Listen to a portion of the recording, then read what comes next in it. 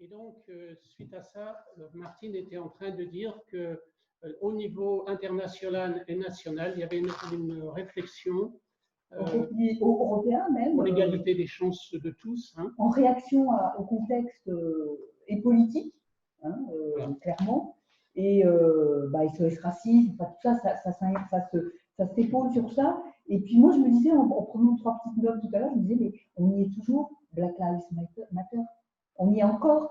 C'est pas fini cette affaire, ça va continuer. Mais du coup, la CFDT avait décidé que c'était un axe de travail. Ils avaient nommé des chargés de mission. Donc c'est Michel Pignot qui nous rappelait un peu ça l'autre jour dans notre échange. Et on avait été dénoncé, enfin Martine Soulier avait été dénoncée. Il t'a qu'à aller là-bas. Et on a eu un contact, et puis très rapidement, le contact s'est vite transformé parce que la direction, qui n'était pas encore au niveau RH, c'était Thierry Seignier, mais la direction a tout de suite accepté de travailler sur ce sujet-là. Donc ça, c'était en 2000 à peu près. Hein, mais c'était avant l'arrivée d'Olivier. Et quand Olivier est arrivé, ça a mis du temps à maturer tout ça. On a fait appel à Jean-Luc pour avoir une présentation neutre, qui ne soit pas connotée syndicale ou direction, mais vraiment quelque chose de neutre, et qui donc partait d'un objet complètement large.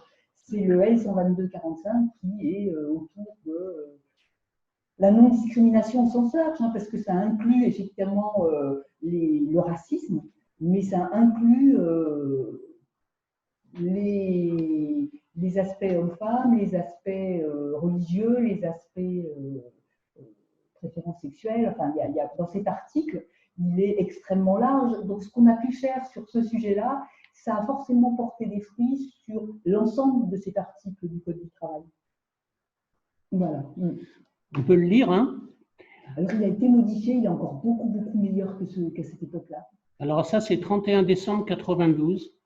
Aucune personne ne peut être écartée d'une procédure de recrutement. Aucun salarié ne peut être sanctionné ou licencié en raison de son origine, de son sexe, de ses mœurs, de sa situation de famille, de son appartenance à une ethnie, une nation ou une race, de ses opinions politiques, de ses activités syndicales ou mutualistes, de ses convictions religieuses ou, sauf inaptitude constatée par le médecin du travail dans le cadre du titre 4 du livre 2 du présent code, en raison de son état de santé ou de son handicap. Aucun salarié ne peut être sanctionné ou licencié en raison de l'exercice normal du droit de grève. Toute disposition ou tout acte contraire à l'égard d'un salarié est nul de plein droit. Alors ça, c'est 92. Du coup, l'article a quand même été légèrement remanié par rapport à l'actualité, enfin, en particulier sur la notion de race. Aujourd'hui, c'est banni. Et du coup, il y a une précaution oratoire qui formule un tout petit peu autrement, mais tout est dit quand même, le fond est dit.